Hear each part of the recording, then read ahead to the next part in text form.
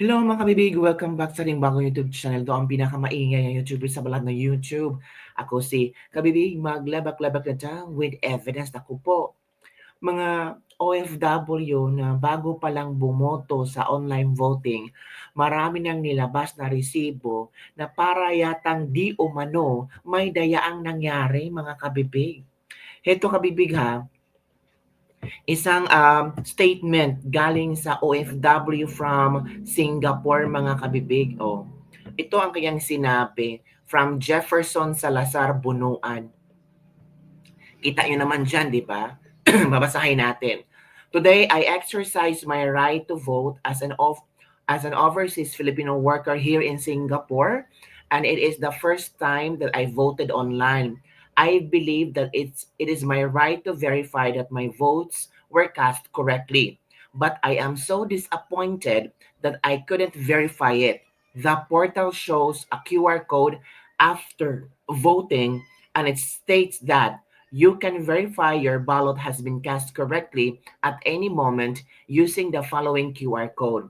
But when I scan the QR code, it doesn't show names of the candidates I voted. Instead, it shows some names which I didn't vote. Naku po! For the question now in the Comelec, how can you show us OFWs that our votes were cast correctly? Unlike the past elections, we can see receipts after the ballots were inserted in PICOS machines.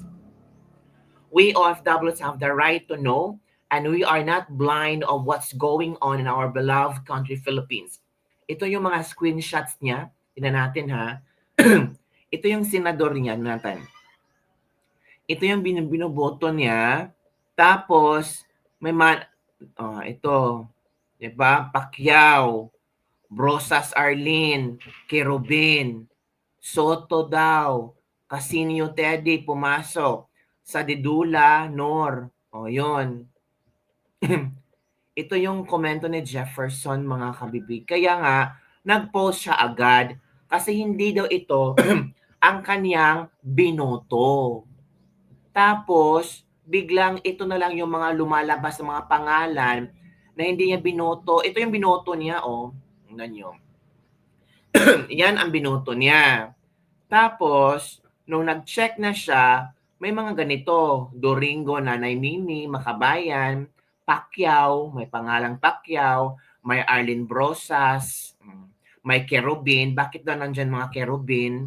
May Tito Soto. Bakit anong nangyari? O may Casinio Teddy. Bakit sino sila? Hindi. Tumakbo naman sila. Pero bakit sila nandun sa ballot content? 'Di ba mga kabibig? So, nagtaka ang isang OFW. Anong nangyari? Bakit ganito? Ito rin oh. Ito rin ang lumabas after kong mag-check because I voted for the Dutertens and two of my own choice and the Duterte Youth for Party List. Pero ganito lumabas. I never voted for these people. Halos tanan mga kinatawan ng NPA. I hope hindi ito ang final na lumabas. Kung hindi, dayaan is real. I haven't checked the laptop. Mora gyapon ni gawas. Please take a video while casting your vote, guys. Make sure na basahon ninyo og kusog inyong mga giboto kay base mo ingon sila AI generated. I took video while voting kay lisod na this is worst. Nakakasuka kayo Comelec. Attorney Harold Respectio is right. O, ito yung makabibig ha. Check natin. Ito daw yung mga lumalabas. O, andamo, NARS, andamo. O, ito, may Pacman pa dyan. O, Pacman, Manny Pacquiao. Na hindi naman niya binoto. Aquino Bam. Ano pa? Martinez, Eric. Ong Docwili. Wala naman si Dong Okwili. Kapuyan Allen. Sino ba? Castro. Si Franz Castro. Lumabas na yung pangalan. Arlene Brosas. Lumabas yung pangalan. Maza Lisa. Oh. Oliver Josie Jesse. Amad Wilson. Pangilinan Kiko. Lumabas daw. Ardiano Ernesto. Katipon na mamakalaya kayo manggi. Bong Revilla. Lumabas daw. Ito daw yon. Tolfo Erwin. Valbuena Mara Manibela. Mga ganito. Calyode. Willie Revillame. as in na-shock siya kung bakit ito yung mga lumalabas na mga pangalan na hindi naman niya binoto, 'di ba? So nagtataka talaga siya. Tingnan natin kung meron man siyang video. Wala naman siyang sinishino na video, mga kabibig. Kaya, meron ba silang power still na baguhin ang source code panoorin natin ng counting Respicio, machines? Attorney Respicio, kung ano yung mga binulgar niya tungkol sa COMELEC Kalayaan. Okay. Election day, hindi ba? Pero isipin natin mabuti bilang mga Pilipino, kung merong mandaraya sa ating eleksyon ngayong 2025, manggagaling ba sa loob ng gobyerno o hindi? Alam nyo na ang sagot dyan. At kung galing sa loob ng gobyerno ang mandaraya, meron ba silang power na baguhin ang source code ng counting machines on the election day or even before that? Meron, kahit sabihin natin na dumaan ito sa independent audit. Ngayon, kung corrupted ang source code on election day at merong access sa internet, yun na lamang ang tanging paraan para ang isang mandaraya ng eleksyon ay baguhin ang resulta ng mga election returns. Tandaan po natin, habang nagbobotohan po tayo, ang ating automated counting machine ay hindi pinapakita ang live score ng makina na yon sa atin. Saka lang natin malalaman ang score ng makina na yon pagka-print ng election return. Kaya even before pagka-print ng election return, wala dapat access ang kahit na sino mang masamang tao sa makina na yon. Dahil kapag may access ang masamang tao sa makina, baka yung lumabas na final score ay hindi yung totoong score na ibinoto ng mga taong bayan dun sa makina na yon.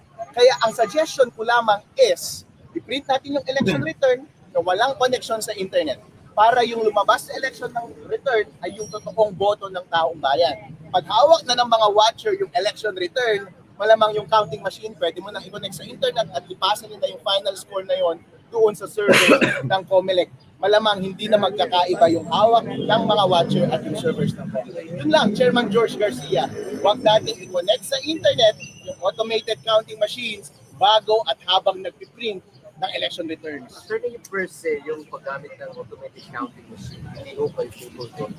Hindi ako tutol doon, sir. As a matter of fact, bilang mga eksperto ng IT, lahat po tayo ay magsama-sama dito sa exercise na to, election. Lahat po tayo ay may obserbasyon na kahinaan sa ating sistema. Hindi natin mape-perfect ito. Merong kamalian na mangyayari. Pero sa lahat ng naobserbahan natin, na kahinaan na pwede natin itama, pwede itama natin. Kasi wala namang mawawala sa atin eh. Pareho lang tayo, Chairman George Garcia, na ang hangarin ay palakasin at patatagin ang integridad ng eleksyon natin ngayong 2025. Walang mawawala sa atin. Magsama-sama po tayo. Ang tanging nakapagtataka lang, ayoko lang magkalat ng, ng mga intriga, bakit ayaw ninyong gawin? So, attorney, ibig sabihin ba nito, hindi pa ganon ka-solid yung teknolohiya ng Miro Systems para maiwasan ng ganitong klase maaring pandaraya sa mismong araw ng election? Hindi lang Miro Systems actually. Kapag pinag-uusapan natin ang security ng mga computer systems, kailangan meron talagang control, hindi lang sa loob ng makina, pati sa surrounding ng makina. At ang number one responsibility ngayon ay nasa COMELEC. Ina-acknowledge natin na yung loob ng makina, yung source code, maaaring hindi natin yun masecure ng 100%. Pero meron kang magagawa sa labas ng makina para hindi ma-take advantage yung vulnerability na yun sa loob ng makina. Kaya nasa COMELEC ngayon, COMELEC, kahit hindi ka IT, kahit hindi ikaw yung nag-develop ng Miro Systems, ang gawin mo lang is huwag mong i-connect sa internet para hindi ma-take advantage yung vulnerability ng automated counting machine. Sir, hindi pa lang po na-contact po the COMELEC file complaint against you. So ito rin, may bago din siyang interview, mga kabibig. Panoorin natin si Atty. Respicio. Ito. Bago din yung interview after noong nangyaring mga sa Davao City, if you still remember that one, na meron na nakitang mga counting machines na nasa bahay. So ito ang kanyang reaction. Ganun ka magtrabaho, sa tingin mo ang taong bayan pagkakatiwala? Sa social media, makikita po natin na marami ang sumasang-ayon dito sa inyong pananaw at sa inyong mga binabanggit.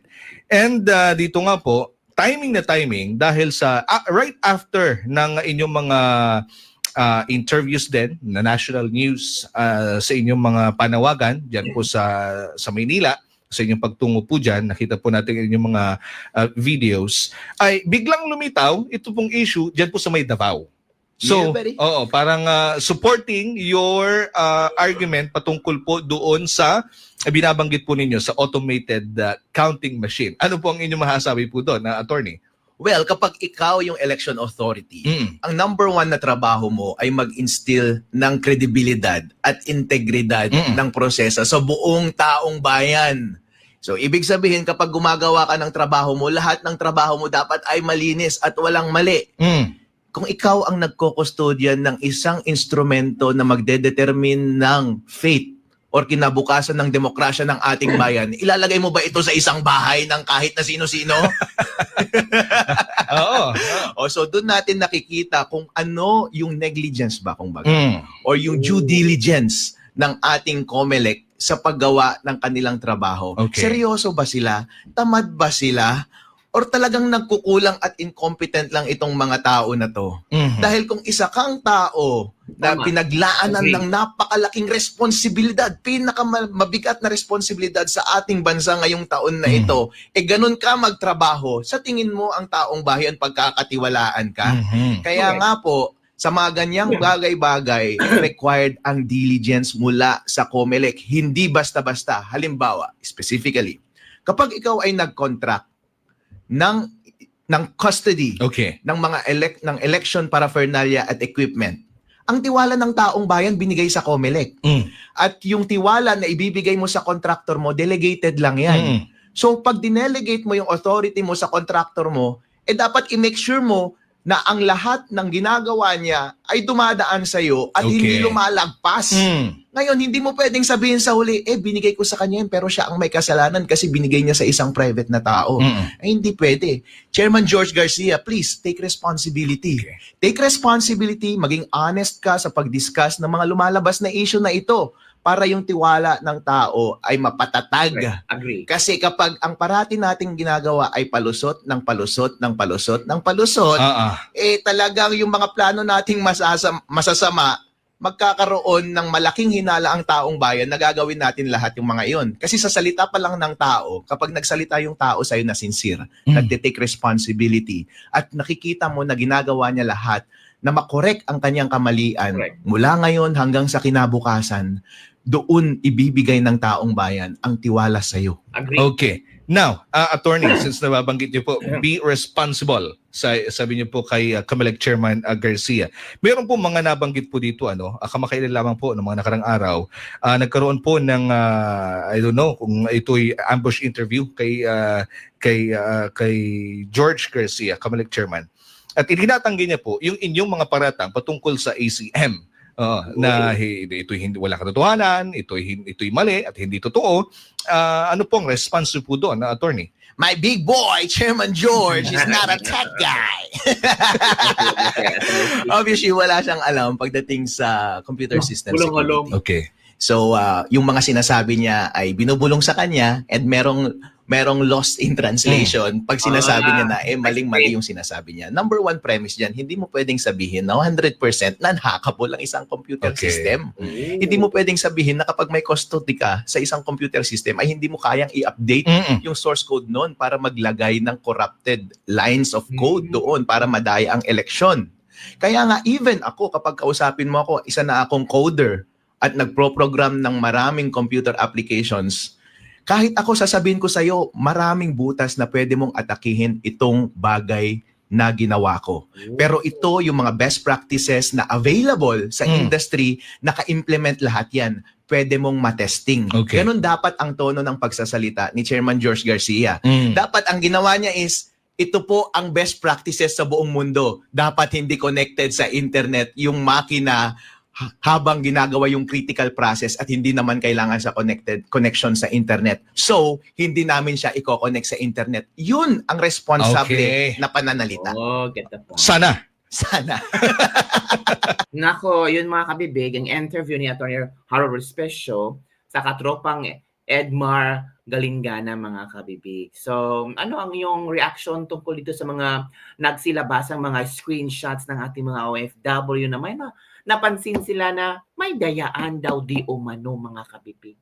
At sana mabigyan nito ng official statement ng COMELEC, no, para ipa-understand sa mga OFW na hindi yan dayaan, kundi sila nang bahala kung ano ang kanilang reaction dito. Kaya kasi marami ng mga OFW ang nag-send ng screenshots na ganito ganyan, bakit ano nangyari, bakit yung mga binoto namin hindi lumabas, bakit yung iba na hindi namin binoto, bakit sila ang lumabas sa aming ballot checking out or ballot tawag dito, ano tinatawag lang dito, ballot lookup o ballot content nila after nilang bumoto. Kasi may QR code na pinapadala after mo magboto. So, scan mo yung QR code, makikita mo kung sino yung binoto nyo. Pero iba yung mga pangalang lumalabas. 'Di ba? So, sana matugunan ito ng COMELEC, mabigyan na ng action or either official statement regarding dito. Kasi yung ibang OFW nababahala na. Yung iba nasabi na may dayaan ba or yung iba ayaw namang bumoto kasi takot sila, bumoto pa rin kayo, mga kabibig. Oh, your vote counts, mga kabibig. Yun lang po, mga kabibig. Don't forget to like, subscribe, and share this video. Bye everyone. See you next time.